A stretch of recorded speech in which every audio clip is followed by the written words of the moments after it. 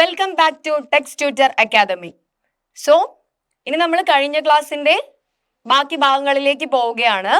അതില് social reform movements, എന്തൊക്കെ സാമൂഹിക പരിഷ്കരണ പ്രസ്ഥാനങ്ങൾ ഇന്ത്യയിൽ ഉണ്ടായി, ആരൊക്കെ അതിന് ചുക്കാൻ പിടിച്ചു എന്നതിനെ കുറിച്ചാണ് നമ്മൾ ഈ ഒരു ഭാഗത്തിൽ എന്താക്കാൻ പോകുന്നത്, ഡിസ്കസ് ചെയ്യാൻ പോകുന്നത്. കഴിഞ്ഞ ക്ലാസ്സിൽ നമ്മൾ എന്തൊക്കെ പറഞ്ഞു? പാശ്ചാത്യ വിദ്യാഭ്യാസം കൊണ്ടുവന്നതിനെ കുറിച്ച് പറഞ്ഞു. പാശ്ചാത്യ വിദ്യാഭ്യാസം കിട്ടിയ ഇന്ത്യക്കാർ എന്താക്കാൻ തുടങ്ങി? തങ്ങളുടെ അവകാശങ്ങളെ കുറിച്ച് ചിന്തിക്കാൻ തുടങ്ങി. അവർക്ക് കിട്ടിയ വിദ്യാഭ്യാസം അവർ എന്താക്കാൻ തുടങ്ങി? നമ്മളുടെ അവകാശങ്ങൾക്ക് വേണ്ടിയും നമ്മളെ രാജ്യം തിരിച്ചു കിട്ടാൻ വേണ്ടി അവര് ഉപയോഗിക്കാൻ തുടങ്ങി. അതിന്റെ ഭാഗമായി ഇവിടെ ഒരുപാട് സാഹിത്യങ്ങൾ ഉണ്ടായി, പത്രങ്ങൾ ഉണ്ടായി, എഴുത്തുകൾ ഉണ്ടായി. ഇതൊക്കെ ഇന്ത്യയിലെ എല്ലാ ഭാഗത്തുമുള്ള മനുഷ്യരിലേക്ക് എത്തി. ആ മനുഷ്യർ തങ്ങളുടെ സ്വാതന്ത്ര്യത്തെ കുറിച്ച് ചിന്തിക്കാൻ തുടങ്ങി. അങ്ങനെ ഈ പത്രങ്ങളൊക്കെ ഇറക്കിയത് ബ്രിട്ടീഷുകാർക്കെതിരാണെന്ന് മനസ്സിലായ ബ്രിട്ടീഷുകാർ ഒരുപാട് നയങ്ങളും ഇതിനെയൊക്കെ നിയന്ത്രണ വിധേയമാക്കിയെങ്കിലും നമ്മൾ ഇന്ത്യക്കാർ മുഴുവൻ അതിനെതിരെ ഒരുമിച്ച് നിന്നു. അങ്ങനെ ഒരുമിച്ച് നിന്നതിന്റെ ഭാഗമായിട്ട് ഇവിടെ എന്തുണ്ടാവുകയാണ്? ഒരുപാട് സാമൂഹിക പരിഷ്കരണ പ്രസ്ഥാനങ്ങൾ ഉണ്ടാവാണ്. സോഷ്യൽ റിഫോം മൂവ്മെന്റ്സുകൾ നടക്കുകയാണ്. അതിന് മുൻപിൽ നിൽക്കാൻ ഒരുപാട് മനുഷ്യരുണ്ടാവുകയാണ്. അങ്ങനെ അവരുടെയൊക്കെ ചോരയുടെയും വിയർപ്പിന്റെയും ഒക്കെ ഫലമാണ് നമ്മൾ അനുഭവിച്ച സ്വാതന്ത്ര്യം എന്ന് ഞാൻ പറഞ്ഞു. ഇനി നമുക്ക് തുടങ്ങാം. നമ്മൾ ആദ്യമായിട്ട് ഇന്ന് പഠിക്കാൻ പോകുന്നത് ഞാൻ നേരത്തെ പറഞ്ഞ പയനീർ ഓഫ് ജേർണലിസം അല്ലെങ്കിൽ ഇന്ത്യൻ നവോത്ഥാനത്തിന്റെ പ്രഭാത നക്ഷത്രം എന്നറിയപ്പെടുന്ന രാജാറാം മോഹൻ റോയിയെ കുറിച്ചാണ്. അദ്ദേഹത്തെ കുറിച്ചാണ് നമ്മൾ ഈ ഭാഗത്തിൽ ആദ്യം ഡിസ്കസ് ചെയ്യാൻ പോകുന്നത്. നോക്കാം മക്കളെ. Rajaram Mohan Roy initiated social reform of India. ഇന്ത്യയിൽ ഉണ്ടായ സാമൂഹിക പരിഷ്കരണത്തിന് തുടക്കം കുറിച്ചത് ആരാണ്? രാജാറാം മോഹൻ റോയ് ആണ്. ഇവിടെ ഒരുപാട് പരിഷ്കരണങ്ങൾ സംഭവിക്കുകയാണ്, സോഷ്യൽ റിഫോംസ് സംഭവിക്കുകയാണ്. ഈ സോഷ്യൽ റിഫോംസിന് തുടക്കം കുറിച്ച ആളുടെ പേരെന്താണ്? രാജാറാം മോഹൻ റോയ്. ഏതുറക്കത്തിൽ നിന്ന് എണീറ്റ് ചോദിച്ചാലും നിങ്ങൾ എന്താക്കണം? ആ ഉത്തരം പറയണം. രാജാറാം മോഹൻ റോയ് ആണെന്ന് നിങ്ങൾ എന്താക്കണം? ഉത്തരം പറയണം, മറന്നു പോകരുത്. ഓക്കെ. ഇനി നമുക്ക് അദ്ദേഹം എവിടെ ജനിച്ചു, എപ്പോ ജനിച്ചു, അങ്ങനെ അദ്ദേഹത്തെ കുറിച്ചുള്ള കുറച്ച് കാര്യങ്ങൾ പഠിക്കാം. ഓർത്ത് വെക്കണം മക്കളെ, ഇദ്ദേഹത്തൊക്കെ നമ്മൾ ഒരു ഇന്ത്യക്കാരൻ എന്ന നിലയിൽ നമ്മൾ അറിഞ്ഞിരിക്കേണ്ടതാണ്. ഓക്കെ. നമ്മുടെ അക്കാദമിക് പർപ്പസിനപ്പുറം നമ്മളുടെ റെസ്പോൺസിബിലിറ്റിയാണ്, നമ്മളുടെ കടമയാണ് നമുക്ക് സ്വാതന്ത്ര്യം നേടിത്തന്ന മനുഷ്യരെ ഓർക്കുക എന്നുള്ളത്, അവരെ കുറിച്ച് പഠിക്കുക എന്നുള്ളത്. തുടങ്ങല്ലേ. അതില് എന്താണ്? സാമൂഹിക പരിഷ്കരണത്തിന് തുടക്കം കുറിച്ചത് ആരാണ്? രാജാറാം മോഹൻ റോയ് ആണ്. Born in Bengal in 1772. അദ്ദേഹം എവിടെയാ ജനിച്ചത്? 1772 ബംഗാളിൽ ജനിച്ച അദ്ദേഹത്തിന് ഹിന്ദു, ഇസ്ലാം, ക്രൈസ്തവ, ജൂത മതങ്ങളിൽ അഗാധമായ ജ്ഞാനമുണ്ടായിരുന്നു. അദ്ദേഹം ജനിച്ചത് ബംഗാളിലാണ്. എന്നാൽ അദ്ദേഹം എന്താണ്? ഒരു മൾട്ടി ലിംഗ്വൽ സ്കോളർ ആയിരുന്നു. അദ്ദേഹത്തിന് ഹിന്ദുയിസത്തിനെ കുറിച്ചും ഇസ്ലാമിനെ കുറിച്ചും ക്രിസ്ത്യാനിറ്റിയെ കുറിച്ചും പിന്നെ ജൂതമതത്തെ കുറിച്ചും ഒക്കെ എന്താണ്? വളരെ അകമഴിഞ്ഞ ജ്ഞാനമുണ്ടായിരുന്നു. അദ്ദേഹം എന്താണ്? ഈ കാര്യങ്ങളൊക്കെ എന്താണ്? പഠിച്ച വ്യക്തിയാണ്. ഓക്കെ. ഒരു ബഹുഭാഷാ പണ്ഡിതനായിരുന്ന റോയിയെ ഫ്രഞ്ച് വിപ്ലവ ആശയങ്ങൾ സ്വാധീനിച്ചിരുന്നു. ഞാൻ പറഞ്ഞില്ലേ, അദ്ദേഹം എന്താണ്? ഒരു മൾട്ടിലിംഗ്വൽ സ്കോളർ ആണ്. ഒരുപാട് ഭാഷകൾ പഠിച്ച, ഒരുപാട് മതങ്ങളെ കുറിച്ചൊക്കെ പഠിച്ച ആളാണ് അദ്ദേഹം. അദ്ദേഹത്തിന് എന്താണ്? ഫ്രഞ്ച് വിപ്ലവത്തിന്റെ പല ആശയങ്ങളും എന്താണ്? അദ്ദേഹത്തെ സ്വാധീനിച്ചിരുന്നു. നമ്മൾ എന്താ പറഞ്ഞത്?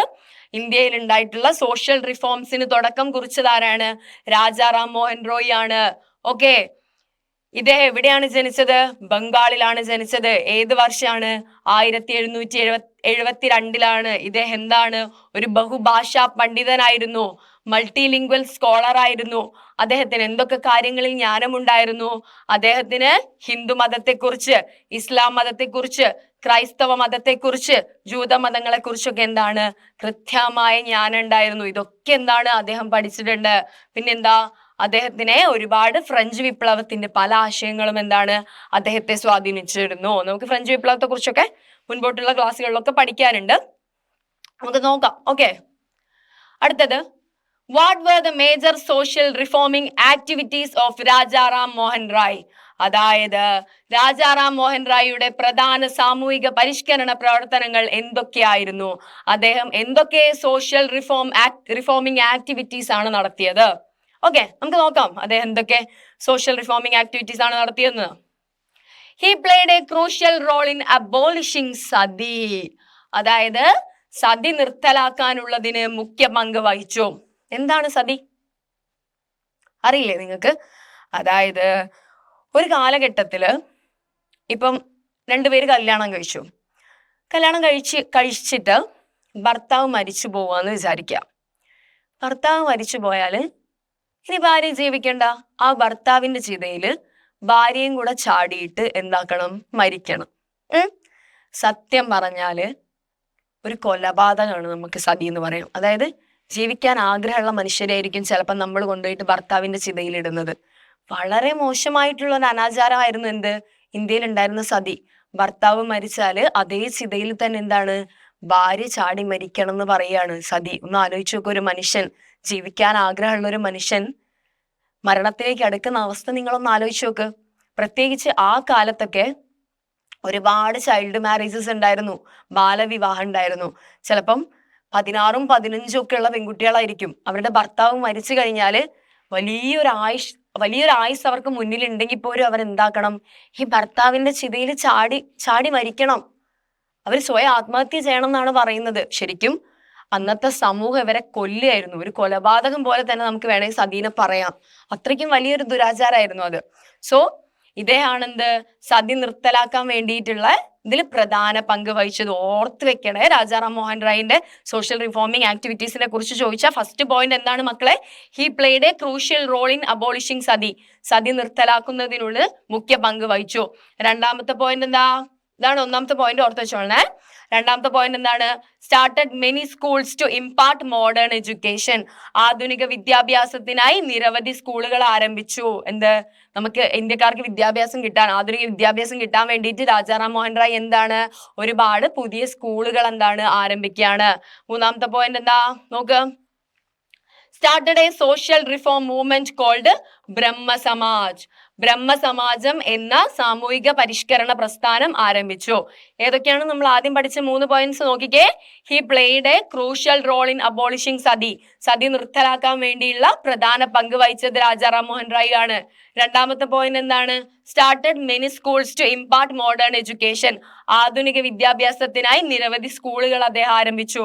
മൂന്നാമത്തെ പോയിന്റ് ആണ് he started a social reform movement called Brahmo Samaj. നോക്കിക്കേ, നമുക്ക് മുന്നോട്ട് ആര്യ സമാജമൊക്കെ പഠിക്കാനുണ്ട്. അതുകൊണ്ട് ബ്രഹ്മസമാജം ആര്യ സമാജം ഒക്കെ തിരിഞ്ഞു പോകാനുള്ള, നമ്മളടുത്ത് കൺഫ്യൂഷൻ ആവാനുള്ള സാധ്യത ഉണ്ട്. ആ സാധ്യത ഇവിടെ ഉണ്ടാവരുത്. കാരണം ഈ സോഷ്യൽ റിഫോം മൂവ്മെന്റ്സ് ഇവിടെ തുടങ്ങാൻ തന്നെ അതിന്റെ പ്രധാന കാരണക്കാരൻ തന്നെ രാജാറാം മോഹൻ റായ് ആണ്. അദ്ദേഹമാണ് എന്ത് സ്റ്റാർട്ട് ചെയ്തത്? ബ്രഹ്മസമാജം. ഓർത്ത് വെക്കുക, ഈ 3 പോയിന്റ്സ് ഓർത്ത് വെക്കുക. ഓക്കെ, സതി നിർത്തലാക്കി അദ്ദേഹം. മോഡേൺ എഡ്യൂക്കേഷന് വേണ്ടി ഒരുപാട് സ്കൂളുകൾ സ്റ്റാർട്ട് ചെയ്തു. അടുത്തത് എന്താണ്? അദ്ദേഹം ബ്രഹ്മസമാജം എന്ന സാമൂഹിക പരിഷ്കരണം ആരംഭിച്ചതും ആരാണ്? നമ്മുടെ രാജാറാം മോഹൻ റായ് ആണ്. അടുത്ത നോക്കാം. He fort against social evils like child marriage and polygamy. അതായത് ബാലവിവാഹം, ബഹുഭാര്യത്വം എന്നീ സാമൂഹിക തിന്മകൾക്കെതിരെ പോരാടി. ഞാൻ പറഞ്ഞില്ലേ നിങ്ങളുടെ അടുത്ത് നേരത്തെ, ഒരുപാട് ബാലവിവാഹം ആ സമയത്ത് നടന്നിട്ടുണ്ടായിരുന്നു. ഇപ്പോഴല്ലേ 18, 21 നിയമങ്ങളൊക്കെ വന്നത്. ഈ പ്രായം കഴിഞ്ഞാലേ കല്യാണം കഴിക്കാവോ എന്നുള്ള. പക്ഷെ ആ സമയത്ത് എന്താണ്? ചെറിയ കുട്ടികളൊക്കെ 14, 15, 13 ഒക്കെ വയസ്സുള്ള മക്കളെ എന്താണ്? കല്യാണം കഴിപ്പിച്ചു വിട്ടിരുന്നു. അങ്ങനെ ആ ഒരു ചൈൽഡ് മാരേജിനും, അതുപോലെ ഒരാൾക്ക് തന്നെ എന്താണ് 2, 3, 4 ഒക്കെ ഭാര്യമാരുണ്ടായിരുന്നേ. സ്ത്രീകളെ അടിമകളാക്കി വെച്ചുകൊണ്ടിരുന്നത്. അതായത് അവർക്ക് ഒരു അവകാശങ്ങളൊന്നുമില്ല. ആ ഒരു സമയം ഉണ്ടായിരുന്നു. ആ സമയത്തിനൊരു മാറ്റം കൊണ്ടുവരാൻ രാജാറാം മോഹൻ റായ് ഒരുപാട് ശ്രമിച്ചിട്ടുണ്ട്. അദ്ദേഹം എന്തിനെതിരെ പോരാടി? അതായത് അദ്ദേഹം ചൈൽഡ് മാരേജിനും അതുപോലെ തന്നെ ബഹുഭാര്യത്വം, ചൈൽഡ് മാരേജിനും പോളിഗമിക്കൊക്കെ എതിരെ എന്താണ് ഇദ്ദേഹം സംസാരിച്ചു അല്ലെങ്കിൽ പ്രവർത്തിച്ചു. ഓർത്ത് വെക്കണേ. ഇതാണ് നമ്മുടെ 4ാമത്തെ പോയിന്റ്, മറക്കല്ലേ. അടുത്തത്, argued that woman have the right of inheritance. സ്ത്രീകൾക്ക് സ്വത്തിൽ അവകാശമുണ്ടെന്ന് വാദിച്ചു. ഞാൻ പറഞ്ഞില്ലേ, സ്ത്രീകള് വെറും അടിമകളായി നിന്നൊരു കാലം ഉണ്ടായിരുന്നു. ആ കാലത്ത് ഇവർക്ക് പൈസയിലും സ്വത്തിലും ഒന്നും അവകാശം ഉണ്ടായിരുന്നില്ല. ഇവരുടെ ഭർത്താവിന്റെ കാൽ കീഴിൽ, ചെറിയ പ്രായത്തിലെ ഭർത്താവിന്റെ കാൽ കീഴിലാണ്. മാത്രമല്ല ഈ ഭർത്താവിന് എന്തുണ്ടാവും? ഒരുപാട് ഭാര്യമാരുണ്ടാവും. ഇവരൊരു അടിമകളെ പോലെ നിന്നിരുന്ന ഒരു കാലാണ്. അവർക്ക് സ്വത്തും പൈസ ഒന്നും കിട്ടിയിരുന്നില്ല. അവർക്ക് വിദ്യാഭ്യാസം കിട്ടിയിരുന്നില്ല. ആ സമയത്ത് എന്താണ് ഈ രാജാറാം മോഹൻ റോയ് എന്ത് ചെയ്തു? സ്ത്രീകൾക്ക് സ്വത്തിൽ അവകാശമുണ്ട്, അവർക്ക് അവരുടെ സ്വത്തിൽ അവകാശമുണ്ട് എന്നതിനെ കുറിച്ച് എന്താണ് അദ്ദേഹം വാദിച്ചു. അതാണ് നമ്മുടെ എന്ത് അഞ്ചാമത്തെ പോയിന്റ് ആയിട്ട് പറയുന്നത്. എന്താണ് മക്കളെ ആറാമത്തെ point? He stood against idolatry and polytheism. അതായത് നോക്കിക്കേ, വിഗ്രഹാരാധന, ബഹുദൈവ വിശ്വാസം എന്നിവയ്ക്കെതിരെ നിലകൊണ്ടു.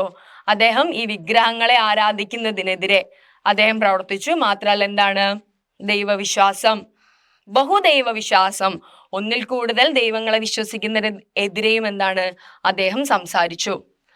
നോക്കല്ലേ, നമ്മൾ എന്തൊക്കെ പോയിന്റ്സാ പറഞ്ഞത്? ഒന്നാമത്തെ പോയിന്റ് എന്താണ്? രാജാറാം മോഹൻ റോയിന്റെ he played a crucial role in abolishing sati. Sati നിർത്തലാക്കുന്നതിന് വേണ്ടി അദ്ദേഹം മുഖ്യ പങ്ക് വഹിച്ചു. നമ്മൾ രണ്ടാമത്തെ പോയിന്റ് എന്താ പറഞ്ഞത്? He started many schools to impart modern education. ആധുനിക വിദ്യാഭ്യാസത്തിനായി നിരവധി സ്കൂളുകൾ അദ്ദേഹം ആരംഭിച്ചു. മൂന്നാമത്തെ പോയിന്റ് എന്താണ്? Started a social reform movement called ബ്രഹ്മസമാജം. ബ്രഹ്മസമാജം എന്ന സാമൂഹിക പരിഷ്കരണ പ്രസ്ഥാനം അദ്ദേഹം ആരംഭിച്ചു. നാലാമത്തെ പോയിന്റ് എന്താ ഞാൻ പറഞ്ഞത്? Fought against social evils like child marriage and polygamy.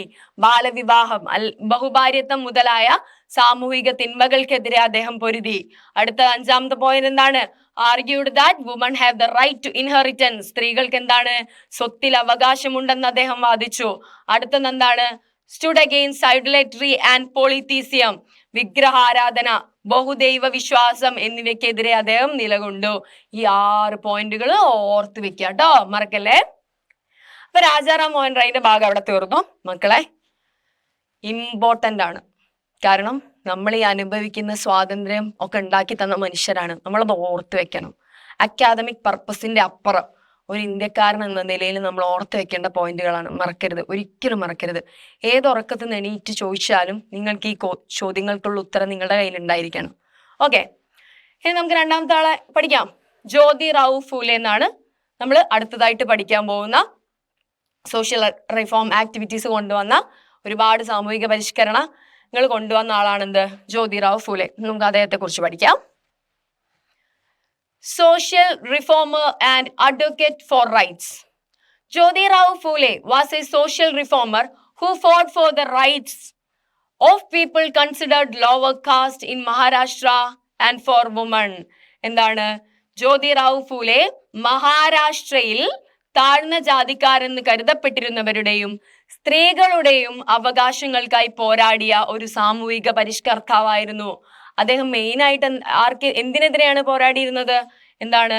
മഹാരാഷ്ട്രയിലെ താഴ്ന്ന ജാതിക്കാർക്ക് വേണ്ടി, അവിടുത്തെ സ്ത്രീകൾക്ക് വേണ്ടി പോരാടിയിരുന്ന ആളായിരുന്നു ആര്? ജ്യോതിറാവു ഫൂലെ. ഇനി നമുക്ക് നോക്കാം, മുന്നോട്ട് നോക്കാം. Formation of Satyashodhak Samaj. Satyashodhak Samaj. He formed an organization called Satyashodhak Samaj for social reformation, which worked for widow remarriage and protection for children of widows. അതായത് സാമൂഹിക പരിഷ്കരണ പ്രവർത്തനങ്ങൾക്കായി അദ്ദേഹം എന്ത് സ്റ്റാർട്ട് ചെയ്തു? സത്യശോധക് സമാജ്. ഏതാണ് സംഘടന? നേരത്തെ രാജാറാം മോഹൻ റോയ് നമ്മൾ എന്താ പഠിച്ചത്? ബ്രഹ്മസമാജം. ജ്യോതിറാവു ഫൂലെ അടുത്തേക്ക് വരുമ്പോൾ അദ്ദേഹം എന്താണ് സ്റ്റാർട്ട് ചെയ്തത്? സത്യശോധക് സമാജ് എന്ന സംഘടന അദ്ദേഹം രൂപം നൽകി. അദ്ദേഹം മെയിനായിട്ട് പൊരുതിയത് എന്തിനൊക്കെ വേണ്ടിയായിരുന്നു? നേരത്തെ ഞാൻ നിങ്ങളോട് പറഞ്ഞു, അവിടുത്തെ മഹാരാഷ്ട്രയിലെ താഴ്ന്ന ജാതിക്കാർക്കും സ്ത്രീകൾക്കെതിരെയും വേണ്ടിയാണ് അദ്ദേഹം പൊരുതിയത്.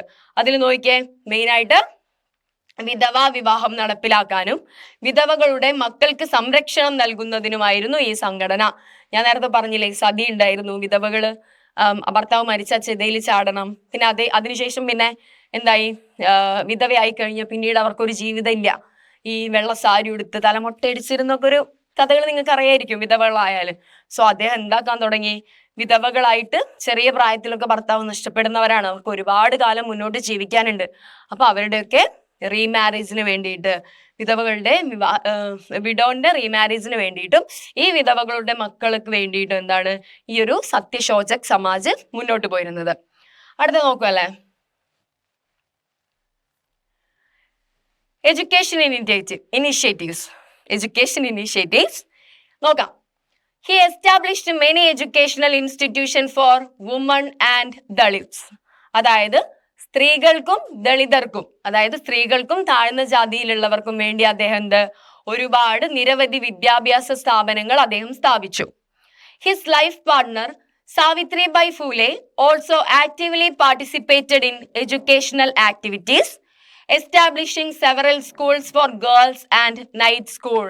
Okay, ഞാനിപ്പോ പറഞ്ഞു ഇത് എന്തിനു വേണ്ടിയിട്ടാണ്? സ്ത്രീകൾക്കും ദളിതർക്കുമായിട്ട് ഒരുപാട് വിദ്യാഭ്യാസ സ്ഥാപനങ്ങൾ അദ്ദേഹം എന്താണ് സ്ഥാപിച്ചു. ഞാൻ പറഞ്ഞില്ലേ, സ്ത്രീകൾക്ക് വിദ്യാഭ്യാസം നിഷേധിക്കപ്പെട്ടിരുന്ന ഒരു കാലം ഉണ്ടായിരുന്നു. താഴ്ന്ന ജാതിക്കാർക്ക് വിദ്യാഭ്യാസം നിഷേധിക്കപ്പെട്ടൊരു കാലം ഉണ്ടായിരുന്നു. അപ്പൊ ഇദ്ദേഹം സ്ത്രീകൾക്കും താഴ്ന്ന ജാതിക്കാർക്ക് വേണ്ടിയിട്ട് എന്താണ്, ദളിതർക്കും വേണ്ടിയിട്ട് വിദ്യാഭ്യാസ സ്ഥാപനങ്ങൾ സ്ഥാപിച്ചു. അദ്ദേഹത്തിന്റെ ജീവിത പങ്കാളിയായിരുന്ന ആര്? സാവിത്രിബായി ഫൂലെ. അവരെന്താണ്, അവരും ഇതുപോലെ ഒരുപാട് വിദ്യാഭ്യാസ പ്രവർത്തനങ്ങളിൽ സജീവമായി പങ്കെടുത്തു. നിരവധി പെൺകുട്ടികളുടെ സ്കൂളുകളും പെൺകുട്ടികൾക്ക് വേണ്ടി പെൺകുട്ടികൾക്ക് വേണ്ടി അവരെന്ത് സ്ഥാപിച്ചു? നിശാപഠന സ്ഥാപനങ്ങളും നിശാപഠന സ്ഥാപനങ്ങൾ, അതായത് നൈറ്റ് സ്കൂളുകളും അതുപോലെ തന്നെ പെൺകുട്ടികളുടെ സ്കൂളുകളും അവരെന്താക്കി? സ്ഥാപിച്ചു. ഓർത്തു വെക്കണേ, നമ്മള് ജ്യോതിറാവു ഫൂലേനെ പഠിക്കുമ്പോൾ തന്നെ ഓർത്തു വെക്കേണ്ട പേരാണെന്ത്? സാവിത്രിബായി ഫൂലെയും മറക്കരുത്. Title of Mahatma. The people of Maharashtra respectfully called him Mahatma. അതായത് ഇത്രയൊക്കെ അദ്ദേഹം പ്രവർത്തിച്ചു. വിദ്യാഭ്യാസം നിഷേധിക്കപ്പെട്ടിരുന്നവർക്ക് അദ്ദേഹം എന്താക്കി? സ്കൂളുകൾ തുറന്നു കൊടുത്തു. അദ്ദേഹവും അദ്ദേഹത്തിന്റെ പ്രിയപ്പെട്ട പത്നിയും കൂടെ വിധവകൾക്ക് സംരക്ഷണം നൽകി. മാത്രല്ല അവിടെ ഉണ്ടായിരുന്ന പെൺകുട്ടികൾക്ക് വേണ്ടി ഒരുപാട് നൈറ്റ് സ്കൂളുകളും കാര്യങ്ങളൊക്കെ സ്ഥാപിച്ചു. വിദ്യാഭ്യാസം നിഷേധിക്കപ്പെട്ട മനുഷ്യർക്ക് എന്താ? അവര് വിദ്യാഭ്യാസം കൊടുത്തു അല്ലേ?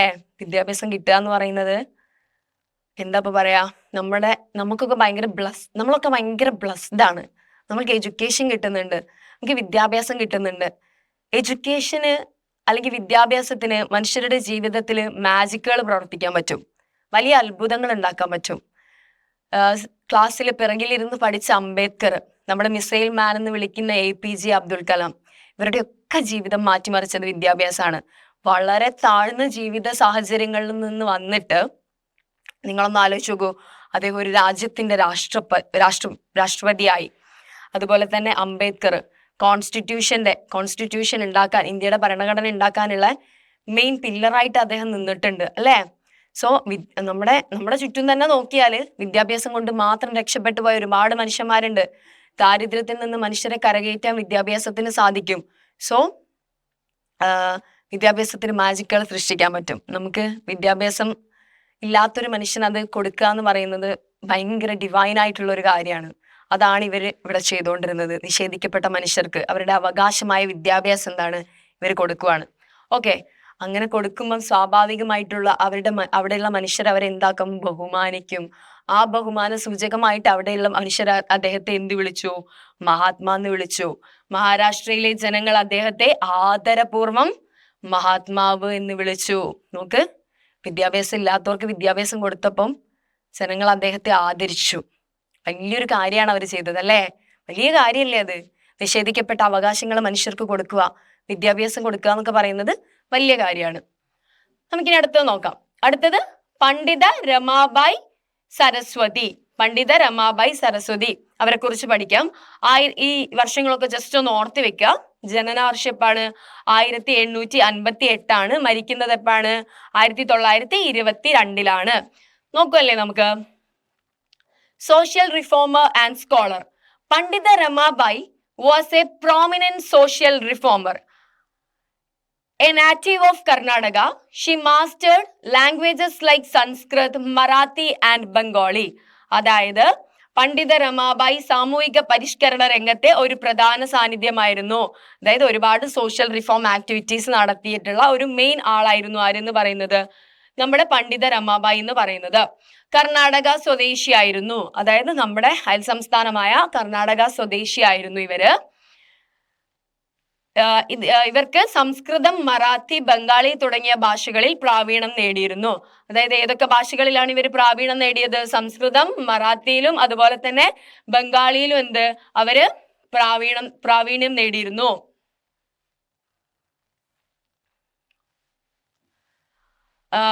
അടുത്ത പോയിന്റ് ആയിട്ട് നമുക്ക് പറയാനുള്ളത്, the teachers of the university of Calcutta honoured her with the title of Pandita for her profound knowledge in Sanskrit literature.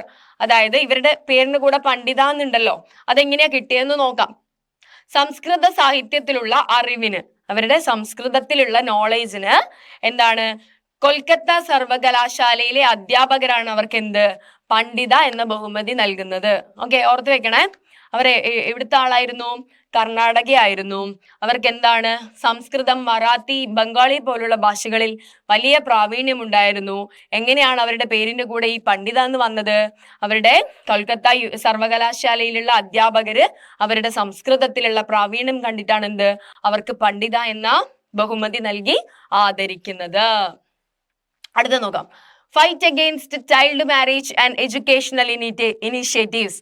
അവര് ബാലവിവാഹത്തിനെതിരെയൊക്കെ എന്താണ് പ്രതികരിച്ചതിനെ കുറിച്ച് നമുക്ക് പഠിക്കാം. ഓക്കെ, ഇപ്പോഴും ഉണ്ട് കേട്ടോ ബാലവിവാഹം. ഇന്ത്യയിൽ ഒരുപാട് സ്ഥലത്ത് ഇപ്പോഴും ബാലവിവാഹം ഉണ്ട്.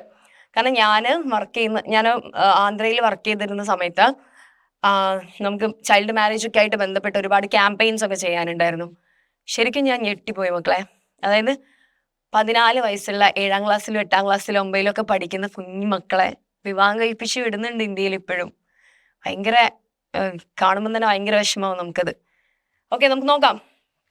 She fought against child marriage and started several schools for the education of widows and girls. എന്താണ് അവർ ചെയ്തത്? പണ്ഡിത രമാബായി ശൈശവ വിവാഹത്തിനെതിരെ നിലകൊള്ളുകയും വിധവകളുടെയും പെൺകുട്ടികളുടെയും വിദ്യാഭ്യാസത്തിനു വേണ്ടി നിരവധി സ്കൂളുകൾ ആരംഭിക്കുകയും ചെയ്തു. എന്തിനെതിരെയാണ് അവർ പ്രതികരിച്ചത്? നമ്മൾ നേരത്തെ പറഞ്ഞ പോലെ ചൈൽഡ് മാരേജിനെതിരെ, ശൈശവ വിവാഹം അല്ലെങ്കിൽ ബാലവിവാഹത്തിനെതിരെ പ്രതികരിച്ചു. മാത്രമല്ല എന്ത് ചെയ്തു? വിധവകൾക്കും പെൺകുട്ടികൾക്കുള്ള വിദ്യാഭ്യാസം കൊടുക്കാനായിട്ട് അവർ ശ്രമിച്ചു. ഇത്തരം പ്രവർത്തനങ്ങൾക്കായി ആര്യ മഹിളാ സമാജ് എന്ന സംഘടന സ്ഥാപിച്ചു. എന്താണ്? ആര്യ മഹിളാ സമാജ്. അവരെന്താ സ്ഥാപിച്ചത്? ആര്യ മഹിളാ സമാജ്. മാറിപ്പോരുത്, നമ്മൾ ബ്രഹ്മ സമാജവും സത്യശോധക് സമാജവും ഒക്കെ പഠിച്ചിട്ടുണ്ട്.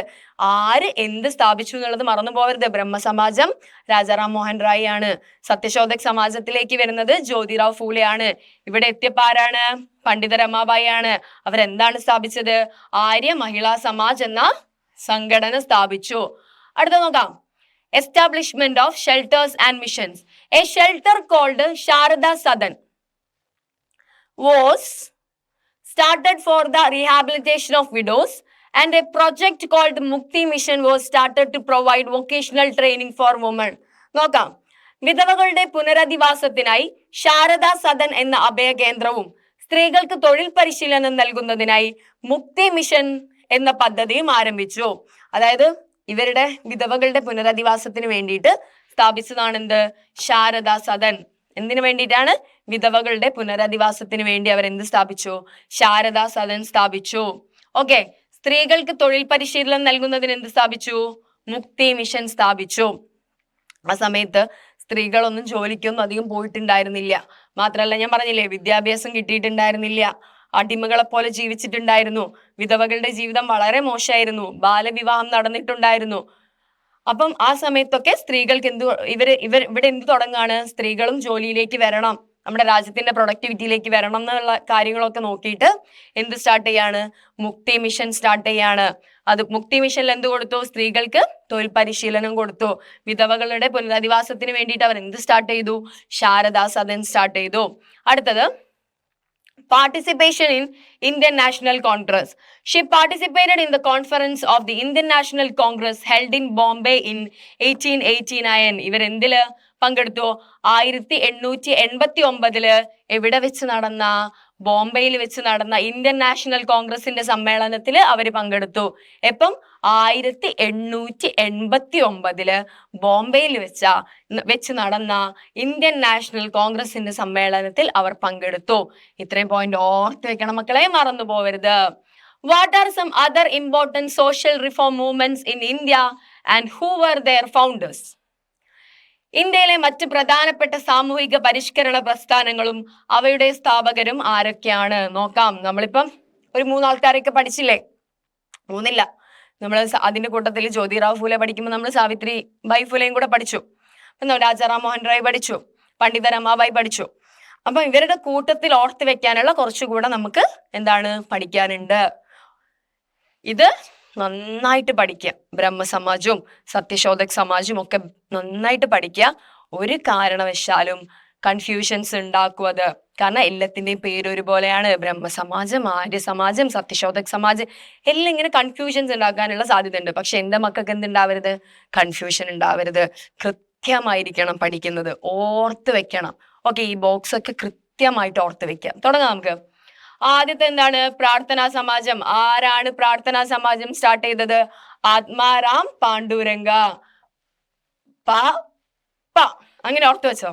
ഓക്കെ, പ്രാർത്ഥനാ സമാജം ആരാ സ്റ്റാർട്ട് ചെയ്തത്? ആത്മാറാം പാണ്ഡുരംഗ്. അടുത്തത് രണ്ടാമത്തതാണ് ആര്യ സമാജം. ബ്രഹ്മസമാജം ആരാ? രാജാറാം മോഹൻ റായ്. ആരാണ് ആര്യ സമാജം സ്റ്റാർട്ട് ചെയ്തത്? സ്വാമി ദയാനന്ദ സരസ്വതി. നോക്കിക്കേ, പ്രാർത്ഥനാ സമാജം ആരാണ്? ആത്മാറാം പാണ്ഡുരംഗാണ്. ആര്യ സമാജം ആരാണ്? സ്വാമി ദയാനന്ദ സരസ്വതിയാണ്. അടുത്തത് അലിഗഡ് മൂവ്മെന്റ്. ആരാണ് അലിഗഡ് പ്രസ്ഥാനം സ്ഥാപിച്ചത്? സർ സയ്യിദ് അഹമ്മദ് ഖാൻ. ആര്? സർ സയ്യിദ് അഹമ്മദ് ഖാൻ. നാലാമത്തത് തിയോസഫിക്കൽ സൊസൈറ്റി. ആരാണ്? Madam Blavatsky and colonel Olcott. ഓർത്ത് വെക്കണം, കുറച്ച് ട്രിക്കി നെയിംസ് ആണ്, പക്ഷെ ഓർത്ത് വെക്കണം. ഏതൊക്കെയാ നമ്മളിപ്പം 4 പഠിച്ചത്? പ്രാർത്ഥന സമാജം ആരാണ്? ആത്മാറാം പാണ്ഡുരംഗാണ്. ആര്യ സമാജം ആരാണ്? സ്വാമി ദയാനന്ദ സരസ്വതിയാണ്. അലിഗഡ് പ്രസ്ഥാനം ആരാണ്? സർ സയ്യിദ് അഹമ്മദ് ഖാൻ ആണ്. അടുത്ത തിയോസഫിക്കൽ സൊസൈറ്റി ഏതാണ്? Madam Blavatsky and colonel Olcott. അടുത്ത നോക്കാം. ആരാണ് മക്കളെ രാമകൃഷ്ണ മിഷൻ? രാമകൃഷ്ണ മിഷൻ സ്വാമി വിവേകാനന്ദനാണ്. ആര്? സ്വാമി വിവേകാനന്ദനാണ് എന്ത്? രാമകൃഷ്ണ മിഷന്റെ ഫൗണ്ടർ ആരാണ്? സ്വാമി വിവേകാനന്ദനാണ്. അടുത്തത് എന്താണ്? ഹിതകരണി സമാജ്. ആരാണ് സ്റ്റാർട്ട് ചെയ്തത്? വീരേശലിംഗം പന്തലു. ഓർത്ത് വെക്കണം, പേരുകൾ മറന്നുപോകാൻ സാധ്യതയുണ്ട്. ഓർത്ത് വെക്കുക, ഈ ബോക്സ് ഒക്കെ നന്നായിട്ട് പഠിക്കുക. ഓക്കെ, രാമകൃഷ്ണ മിഷൻ ആരാണ്? സ്വാമി വിവേകാനന്ദനാണ്. ഹിതകാരിണി സമാജ് ആരാണ്? വീരേശലിംഗം പന്തലു ആണ്. അടുത്തത് സ്വദേശാഭിമാനി പ്രസ്ഥാനം ആരാണ്? EV രാമസ്വാമി നായ്ക്കർ. ആരാണ് സ്വാഭിമാന പ്രസ്ഥാനം? ഓക്കെ, ചെറിയൊരു അങ്ങനെയല്ല വേണ്ടത്, എന്നോട് തെറ്റിപ്പോയതാണ്. സ്വാഭിമാന പ്രസ്ഥാനമാണ് കേട്ടോ, ഓർത്ത് വെക്കണേ. സ്വാഭിമാന. മറ്റേന്ന് നമുക്ക് മുന്നോട്ട് പഠിക്കാനുണ്ട്, സ്വദേശി പ്രസ്ഥാനങ്ങളും കാര്യങ്ങളും ഒക്കെ. ഇവിടെ എന്താണ്? സ്വാഭിമാന പ്രസ്ഥാനം. ആരാണ്? EV രാമസ്വാമി നായ്ക്കർ. അടുത്തത് ഏതാ? ശ്രീനാരായണ ധർമ്മ പരിപാലന യോഗം. ഇത് നമ്മളോട് തെറ്റിപ്പോവില്ല, കാരണം ഇതിന്റെ കൂടെ തന്നെ ഉണ്ട് അതിന്റെ ആളുടെ പേര്, ഫൗണ്ടറുടെ പേര്. ആരാ? ശ്രീനാരായണ ഗുരു ആണ്. അടുത്തത് സാധുജന പരിപാലന സംഘം. ആരാണ്? സാധുജന പരിപാലന സംഘം അയ്യങ്കാളി. അല്ലെ, അയ്യങ്കാളിനൊക്കെ അറിയില്ലേ? നമുക്ക് യാത്രാ സ്വാതന്ത്ര്യം നിഷേധിച്ചിട്ട വഴികളിലൂടെ തലപ്പാവണിഞ്ഞിട്ട് കാളവണ്ടിയിൽ പോയ മനുഷ്യനാണ് അയ്യങ്കാളി. ഓക്കെ, ഇവരൊന്നും മറക്കരുത്. ഇത് ആരൊക്കെയാണ് ഒന്നുകൂടെ പറയാം. രാമകൃഷ്ണ മിഷൻ സ്വാമി വിവേകാനന്ദനാണ്. ഹിതകാരിണി സമാജ് ആരാണ്? വീരേശലിംഗം പന്തലു. സ്വാഭിമാന പ്രസ്ഥാനം ആരാണ്? EV രാമസ്വാമി നായ്ക്കർ ആണ്. ശ്രീനാരായണ ധർമ്മ പരിപാലന യോഗം ആരാണ്? ശ്രീനാരായണ ഗുരു ആണ്. സാധുജന പരിപാലന സംഘം ആരാണ്? അയ്യങ്കാളിയാണ്. ഓക്കെ മക്കളെ, അത്രേ ഓർത്ത് വെക്കാം. Thank you.